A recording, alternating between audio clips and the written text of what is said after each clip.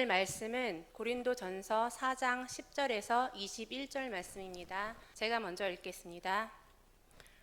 우리는 그리스도 때문에 어리석으나 너희는 그리스도 안에서 지혜롭고, 우리는 약하나 너희는 강하고, 너희는 존귀하나 우리는 비천하여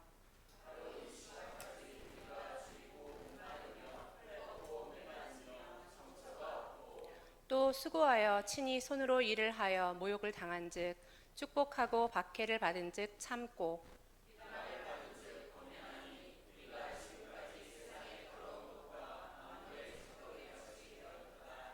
내가 너희를 부끄럽게 하려고 이것을 쓰는 것이 아니라 오직 너희를 내 사랑하는 자녀같이 권하여 하는 것이라.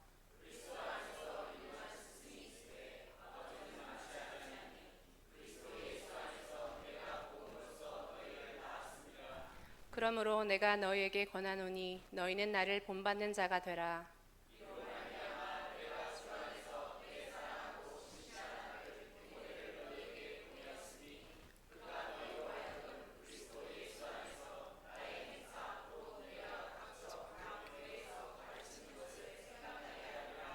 어떤 이들은 내가 너희에게 나아가지 아니할 것 같이 스스로 고만하여졌으나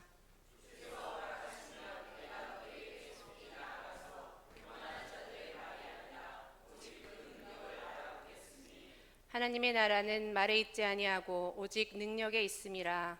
너희가 무엇을 원하느냐? 내가 매를 가지고 너희에게 나아가랴. 사랑과 온유한 마음으로 나아가랴. 아멘. 네, 오늘 신앙의 본이 되라, 신앙의 본이 되라 이런 제목으로 하나님의 말씀 증거하겠습니다. 오늘 성경 말씀은 사도 바울 선생님이 고린도 교회 교인들의 영적인 교만을 책망하면서 그렇게 살지 말고 바울 자신의 신앙을 본받으라는 지침을 주는 내용입니다.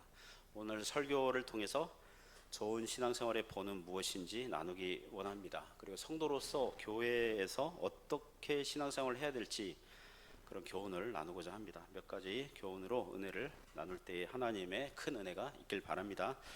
오늘 본문이 우리에게 주는 첫 번째 교훈은 신앙을 무너뜨리는 교만을 주의해야 된다는 것입니다. 영적인 교만을 주의하라 말씀하고 있습니다. 10절에서 13절 그 내용이 교훈합니다. 이 구절은 그 4장 6절 이하에서 당시 고린도 교회 교인들의 교만을 책망해 오고 있었거든요. 이미 왕노릇하고 있다고 책망하고, 그래서 같은 주제와 사상으로 말씀하고 있습니다. 10절 보시면 우리는 그리스도 때문에 어리석으나 너희는 그리스도 안에서 어때요? 지혜롭고. 이거 좋은 뜻이 아니죠. 풍자적이에요. 풍자적으로 비판하는 겁니다. 바울은 그리스도의 십자가를 전하느라고 세상에서 어리석다는 말을 듣고 있는데, 너희들은 세상 지혜를 끌어와 가지고 교회를 지금 분쟁하게 만들고 있으니, 그리고 스스로 지혜롭게 여기고 있었다는 것입니다.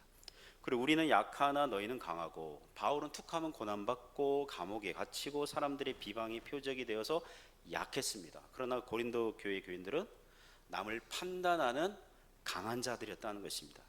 너희는 존귀하나 우리는 비천하여. 그들은 남을 판단하는 왕자리에 올라 있으니까 존귀하였고, 바울은 비판받는 이제 비천한 자였다는 거죠. 그리고 11절에 이렇게 얘기해요. 11절 같이 읽어볼까요? 시작. 바로 이 시각까지 우리가 줄이고 목마르며 헐벗고 매맞으며. 바로 이 시각까지. 고린도전서를 사도 바울이 쓸 때 이게 3차 전도 여행 에베소에서 사역하고 있었거든요. 에베소에서 바울은 심한 고난을 당하고 있었습니다. 아데미 여신상 그걸 만들고 거기 색깔 입히는 그런 사람들의 이 단체 그 소요 사태 때문에 죽을 뻔했고, 유대인 공동체의 그 테러 대상이 되기도 했습니다. 고린도 교회 일부 교인들은 이런 생각한 것 같아요. 사도라면, 하나님께서 함께 하시는 사람이라면 좋은 일만 생겨야 되지 않습니까? 사도 바울을 보십시오. 줄이고 목마르며 헐벗고 매맞으며 정처가 없습니다. 마치 하나님께 버림받은 사람답게 살고 있습니다.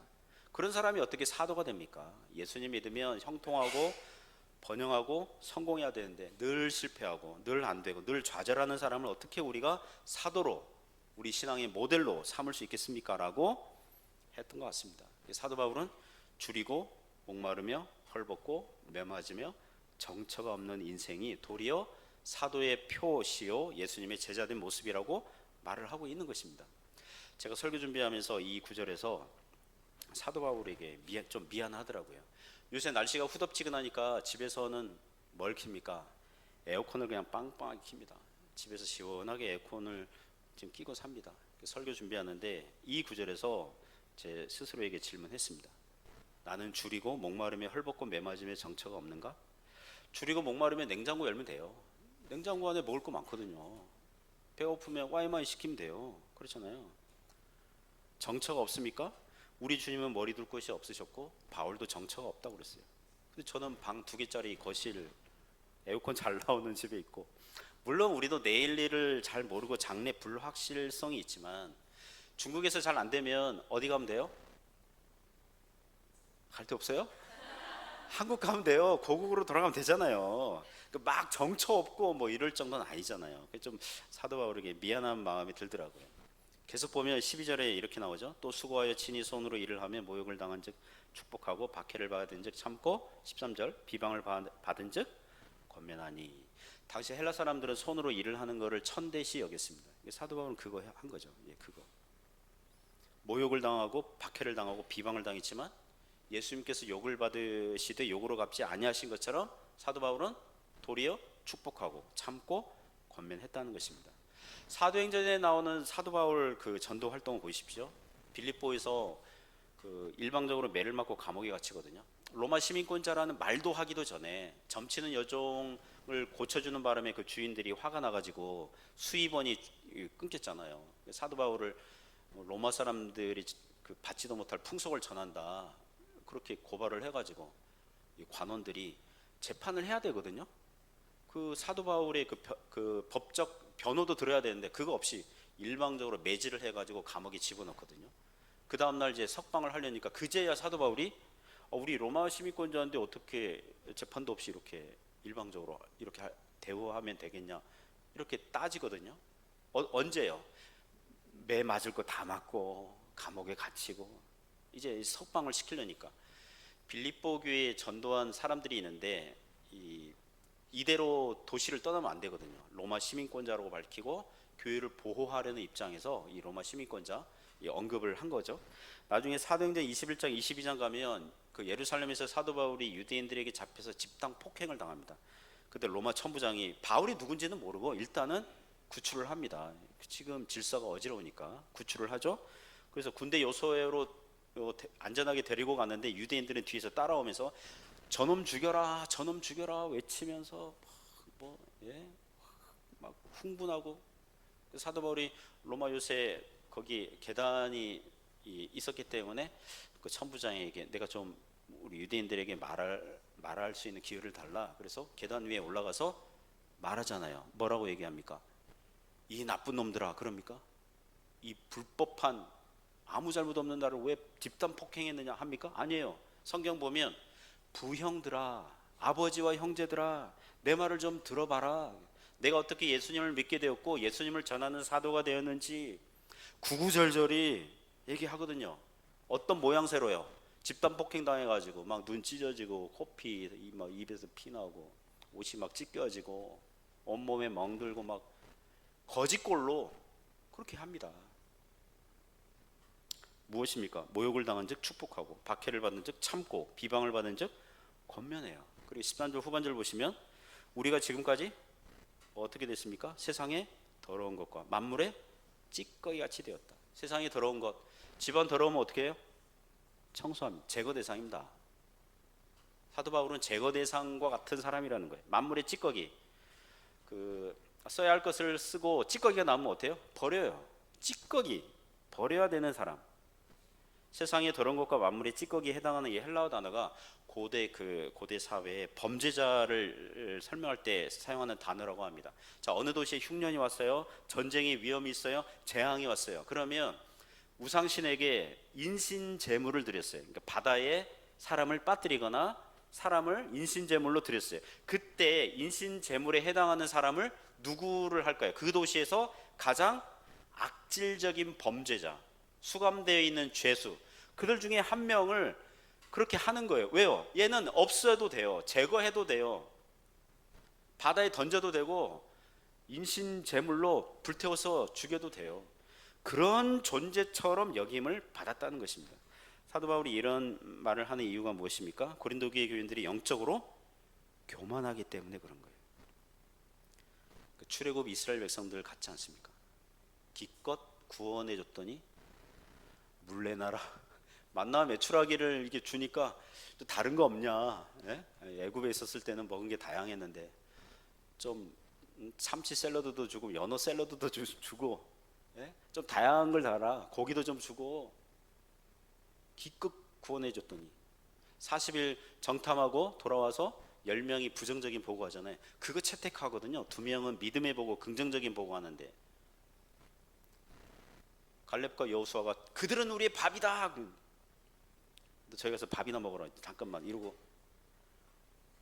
원망하고 불평하고 새로운 걸 제시해요. 지들이 잘났어요. 모세가 그 시내산에 40일 금식하면서 기도하잖아요. 모세가 안 내려오네? 야, 우리를 인도할 신을 우리가 만들자. 그래서 금송아지 만들어 버리잖아요. 지들이 잘났어요. 지들이 왕이에요.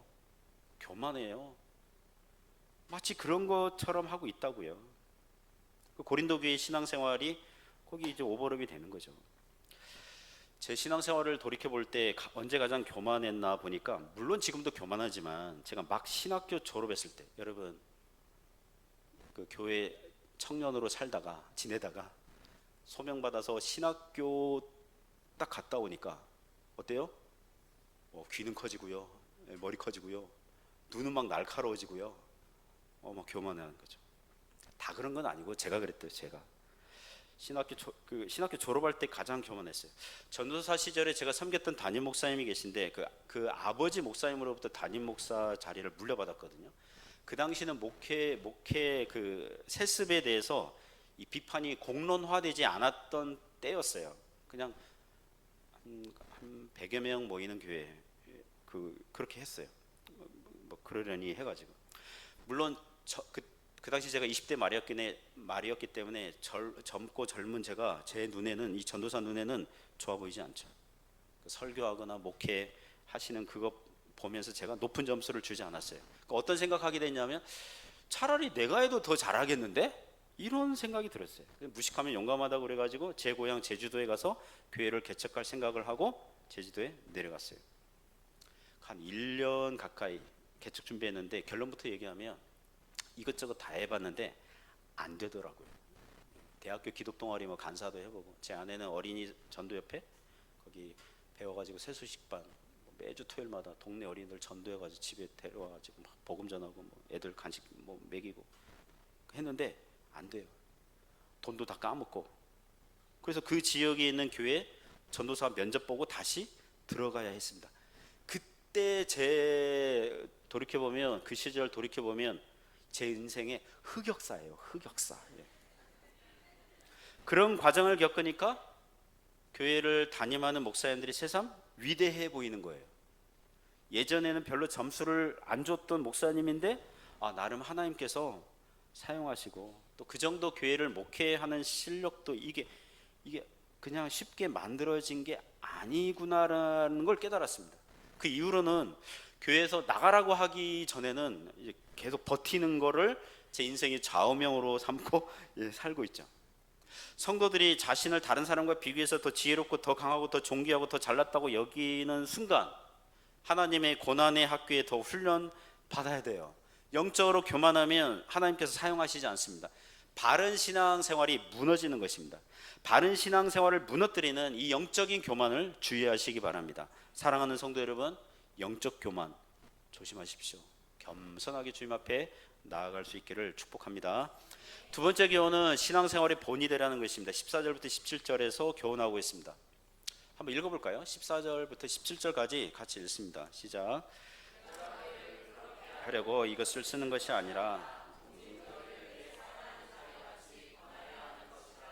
그리스도 안에서 1만 스승이 있으되 아버지는 많지 아니하니 그리스도 예수 안에서 내가 복음으로써 너희를 낳았음이라. 그러므로 내가 너희에게 권하노니 너희는 나를 본받는 자가 되라. 이로 말미암아 내가 주 안에서 내 사랑하고 신실한 아들 디모데를 너희에게 보내었으니 그가 너희로 하여금 그리스도 예수 안에서 나의 행사 곧 내가 각처 각 교회에서 가르치는 것을 생각나게 하리라. 아멘. 14절 보시면 내가 너희를 부끄럽게 하려고 이것을 쓰는 것이 아니라, 제가 고린도 교회 교인이라면 이 13절까지 사도 바울이 야 너희들은 잘났구나, 우린 고생 지금 엄청 무지막지하게 하고 있는데 너희들은 그냥 잘났어, 왕들 같아, 왕들. 니들 참 존귀하고 잘났구나 이러면 되게 부끄러울 것 같아요. 나는 그리스도의 십자가 붙들고 살고 있는데 너희들은 십자가 없는 영광, 형통, 성공, 번영을 누리고 있으니 정말 잘났구나 이러면 부끄러울 것 같아요. 그런데 사도 바울이 말하려는 의도가 뭐예요? 너희를 부끄럽게 하려고 이것을 쓰는 것이 아니라 너희들을 일방적으로 망신 주려고 비난할 목적으로만 쓰는 게 아니라는 것입니다. 무엇입니까? 오직 너희를 내 사랑하는 자녀같이 권하려 하는 것이라. 마치 아버지가 사랑하는 자녀에게 자녀가 잘 되었으면 좋은 사람이 되기를 바라는 목적으로 권면한다는 것입니다. 부모가 가정에서 자녀를 책망하고 비판할 때는 자녀를 일방적으로 망신 주려고 하는 거 아니거든요. 자녀가 잘 되기를 위해서, 교정과 개선을 위해서 한다는 것입니다. 그 15절에 보면 사도 바울이 그렇게 아버지와 같이 권면할 자격이 된다는 거죠. 그리스도 안에서 1만 스승이 있으되, 이거 과장법이죠. 어떻게 성도에게 1만 스승이나 있습니까? 영향력 끼치는 성경교사 한 10명만 있어도 꽤 많은 거거든요. 여기서 스승 1만 명이 된다, 이거는 꼭 나쁜 뜻은 아니에요. 꼭 나쁜 뜻은 아닙니다. 그러니까 스승과 아버지를 비교하기 위해서라는 것입니다. 예를 들면 자녀를 가장 사랑하는 사람은 누구입니까? 학교 선생님입니까? 교회 목사님인가요? 또는 직장의 라오반입니까? 자녀를 가장 사랑하는 사람은 부모입니다. 집에서 부모가 해주는 말, 부모의 사랑, 부모의 조언, 부모의 관심보다는 다른 사람들은 못해요. 그렇잖아요. 우리가 아는 사람들이 1만 명이 있어도 우리를 가장 아끼고 조언해주고 관심을 가지고 있는 사람은 부모거든요. 마치 그런 거예요. 누가 자기 자녀를 가장 사랑합니까? 부모거든요. 부모. 학교 선생님, 교회 목사, 회사 라오반 잘해줄 수 있어요. 그러나 가장 사랑하고 가장 관심을 가지는 사람은 부모죠. 요새 제 막내가 12년 특례 대학 어디 하나 합격해가지고 준비하는데, 그 한국 장학재단 다자녀 혜택 받으려고 신청하는데, 부모의 정보를 공개 동의 하는 거 해야 되고, 또 장학재단에서 요구하는 게 있어요. 특히 해외에 있기 때문에, 부모가 재외 국민 해외에 있기 때문에 해외에서 소득이 어느 정도냐 그거를 증명하는 서류가 필요해요. 그래서 이번 주에요, 1년에 몇 번 출근 안 하는 회사 가서 월급 명세서 그거 따야 되고, 또 세무서 가서 또 작년부터 올해까지 그거 세금 낸 거 그거 떼야 되고요. 그래서 아내는 주중에 영사관 가서 이제 공증받고 와야 되고요. 그거를 지금 이번 주는 하여튼 거기에 집중하고 있어요. 그 아내가 또 광주 영사관 가잖아요. 그래서 어떻게 갈 것인가, 버스를 타고 갈 것인가, 똥차를 타고 갈 것인가, 하여튼 그거 지금 노선을 지금 하고 있어요. 뭐예요? 이 부모가 자식 일이니까 손 걷어붙이고 발 벗고 나서서 하고 있는 거죠. 그렇잖아요. 누가 해줄 겁니까? 부모가 하죠. 마찬가지로 사도 바울이 고린도 교회를 복음으로써 낳았다. 사도 바울이 고린도 도시에 가서 전도하고 교회를 세우고 말씀으로 양육한 영적 아버지의 심정으로 지금 고린도 교회가 지금 망가지고 있는 그 꼬라지를 못 보는 거예요. 너에게 1만 스승이 있을지라도 아버지는 나다. 내가 전도하고 교회를 개척했고 영적으로 내가 낳았다. 가장 사랑하는 사람이 있다면 바로 나다.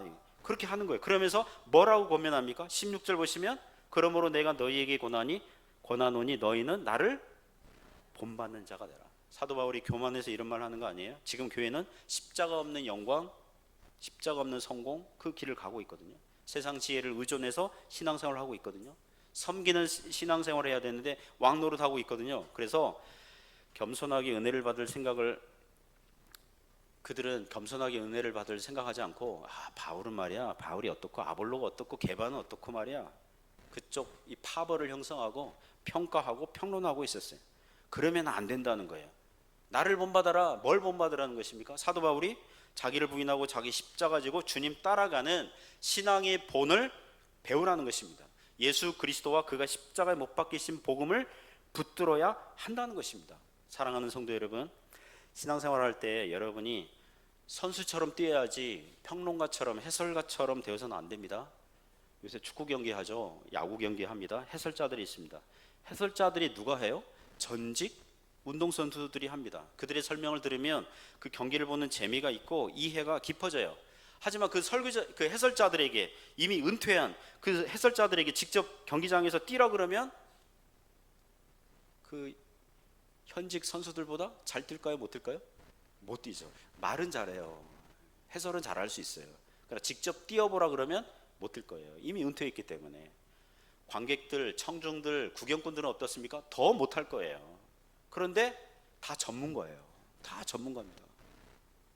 그 중국 축구에 대한 그런 유튜브 영상을 볼 때가 있거든요. 중국 축구를 막 비판하는데, 중국 그 축구 해설자나 그런 그 중국 사람들이요, 축구를 이해하고 하는 게, 이해하고 축구를 그 뭡니까, 이렇게 경기를 분석하는 능력이요 뛰어납니다. 아무도 안 믿으시는 것 같네요. 뛰어나요. 왜요? 영국 축구 보고요, 해외 축구 보고 늘 보니까 굉장히 뛰어납니다.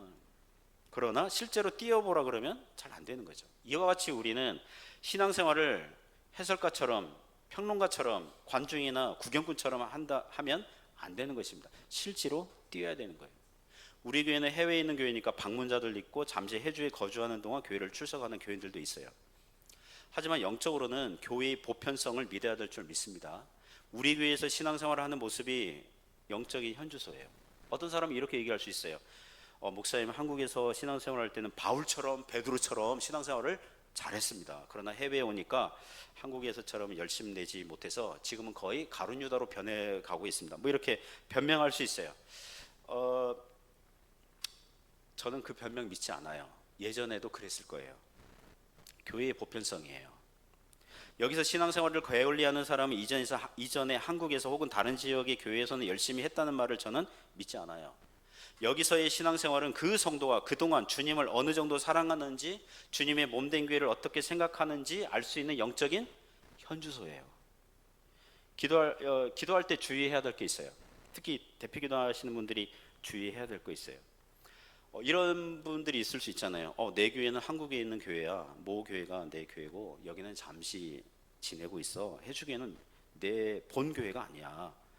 그러니까 기도할 때 은연중에 하나님, 우리 해주교회를 기도할 때 이 교회를 붙들어 주시고 이 교회와 함께 하시고 이 교회에게 은혜를 주세요. 이런 식으로 기도하는 분들이 있어요. 은연중에 기도하는 사람이 제 3인칭으로 교회를 바라보는 거예요. 3인칭으로 접근하니까 우리 교회라고 하지 않고 이 교회가 마치 평론가처럼, 구경꾼처럼 접근을 할 수 있어요.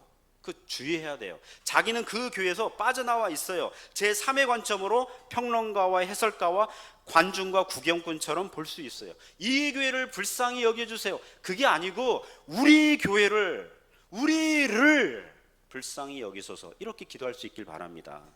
그 교회의 보편성이에요. 여기서는 잠시 있으니까 대충 해야지. 그 주님께 대충 하고 있는 거예요. 주의 몸된 교회잖아요. 고린도 교회가 사도들을 평가하고 재단하고 판단하고 해설할 입장이 아니거든요. 지금 사도 바울이 어떻게 주님을 사랑하고 십자가 지고 주님 따라가는지 그 본을 보고 따라가야 되는데 뒤에서 해설이나 하고 있고 평론이나 하고 있던 거예요. 사도 바울이 신앙생활을 어떻게 하라는 권면은 유독 고린도 교회에게만 까다롭게 요구하고 있는 거 아닙니다. 17절에서 얘기하죠. 이로 말미암아 내가 주 안에서 내 사랑하고 신실한 아들 누구를 보내요? 디모데를 너희에게 보내었느니. 디모데가 고린도 교회 가면 뭐 할 건데요? 그가 너희로 하여금 그리스도 예수 안에서 나의 행사, 내가 각 교회에서 가르치는 것을 생각나게 하리라. 다른 교회에서도 가르친 거를 고린도 교회에서도 동일하게 가르친다는 것입니다. 디모데가 가서 그렇게 한다는 거예요. 사도 바울이 고린도 교회에게만 높은 수준, 높은 그 교훈을 요구하는 게 아니에요. 다른 교회에게도 나를 본받는 것 같이 고린도 교회에도 그렇게 권면하는 것입니다. 고린도 교회만 까다롭게 구는 게 아니에요. 모든 교회에게 복음 가르칠 때에 그 모델, 본보기를 사도 바울을 본받으라 하고 하는 것입니다. 십자가의 길을 가라. 세상 지혜가 아니라 하나님 말씀의 지혜를 붙들어라. 세상 사랑하지 말고 주님을 자랑하라. 이런 등등의 교훈을 한다는 것입니다. 사랑하는 성도 여러분, 여러분이 신앙의 본이 되시기 바랍니다. 우리 서로 신앙생활의 본이 될 수 있길 바랍니다. 신앙생활의 본보기로 삼을 수 있는 사람이 있다는 것은 큰 축복이고요. 그리고 여러분이 누군가의 신앙의 본이 된다면 그 또한 감사할 겁니다. 저는 우리 성도님들 보면서 우리 어떤 다는 아니에요. 우리 어떤 성도님들 보면서 깜짝 놀라요. 제가 배워요. 아, 신앙생활은 저렇게 주님을 사랑해야 된다. 저렇게 성실해야 된다. 저렇게 충성해야 되고 저렇게 지혜롭고 그래야 된다. 저도 배워요. 우리 성도님들 보면서 저도 배워요. 아무도 감동 안 하시네요. 누군가의 본보기가 되고 또 여러분이 본이 되고, 우리 여호수아부 어린이들, 다니엘 청소년들, 우리 교회학교 선생님들을 보거든요.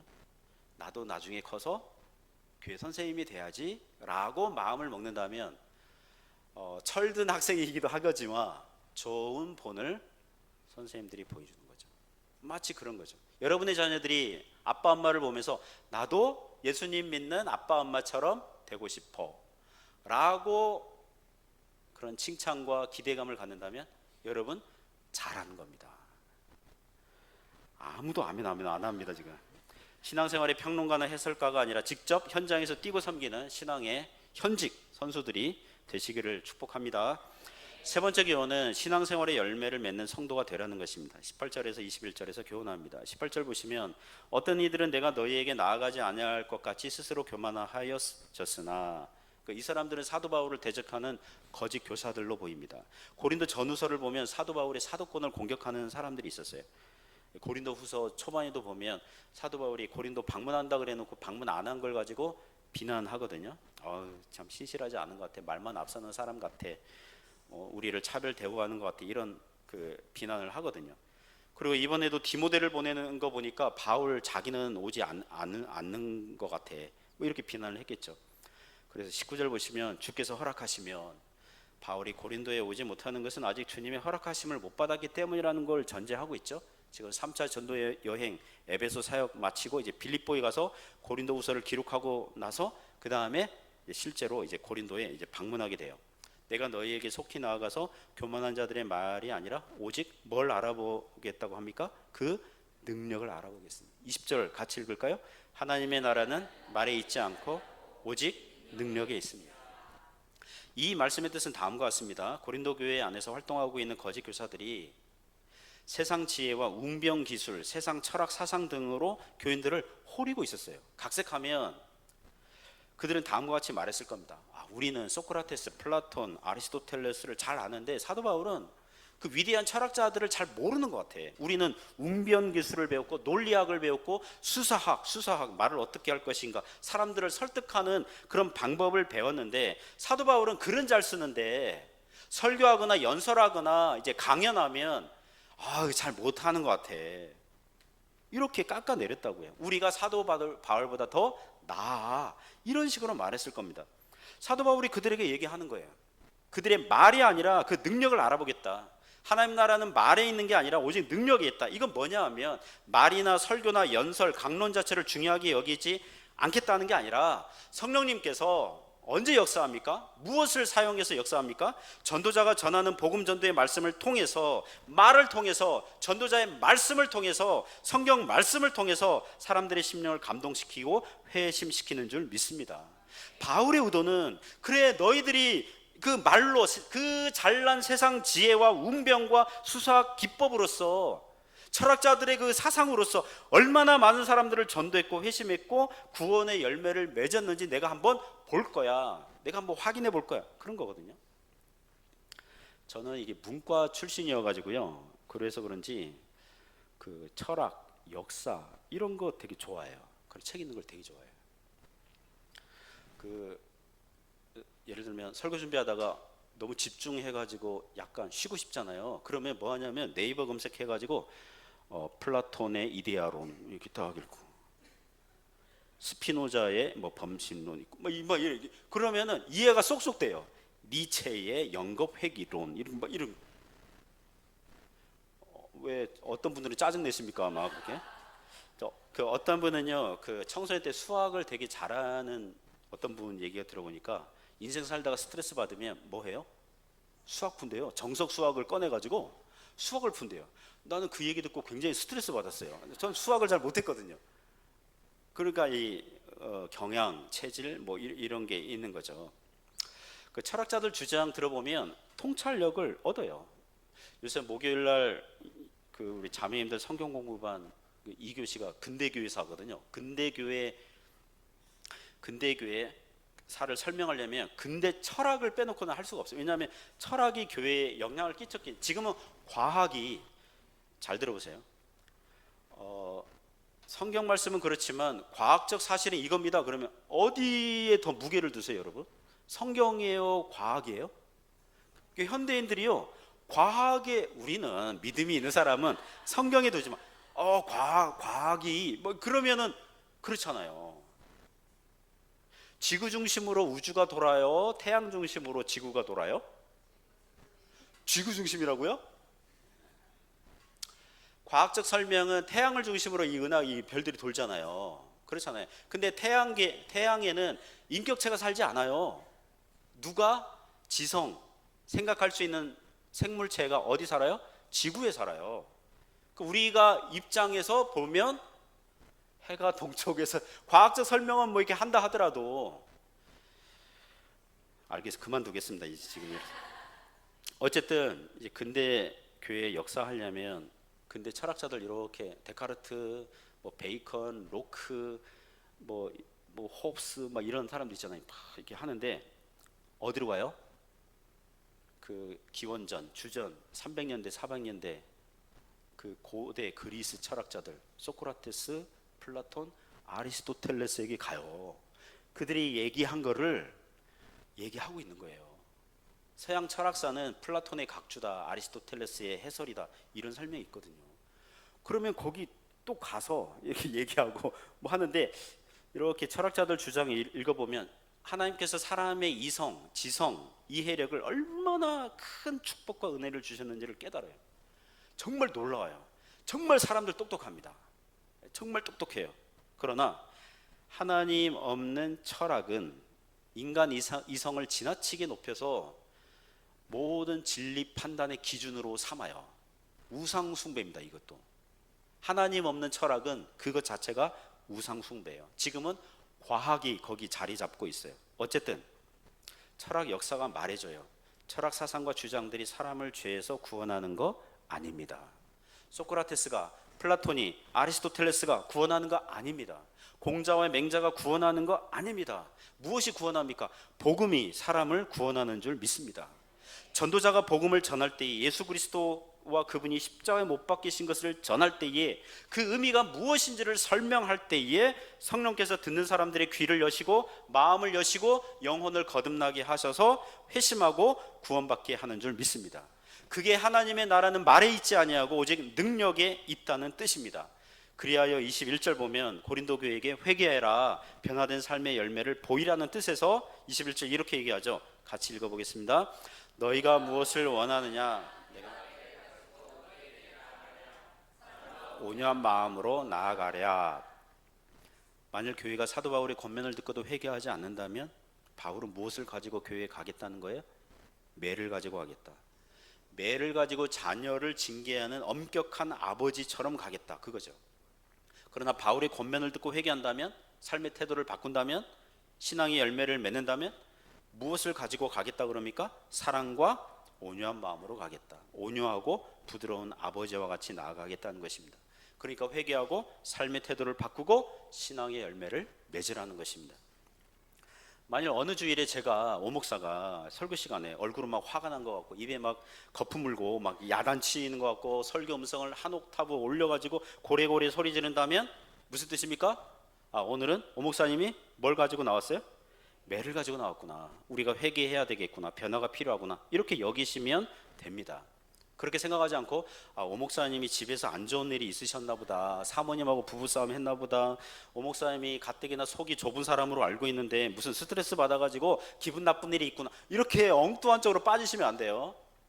말씀 들을 때에 자기 자신에게 적용하면 돼요. 자기 자신에게. 그리고 그러나 어느 주일에는 제가 천사 같은 얼굴로, 물론 천사 같은 얼굴로 되진 않아요.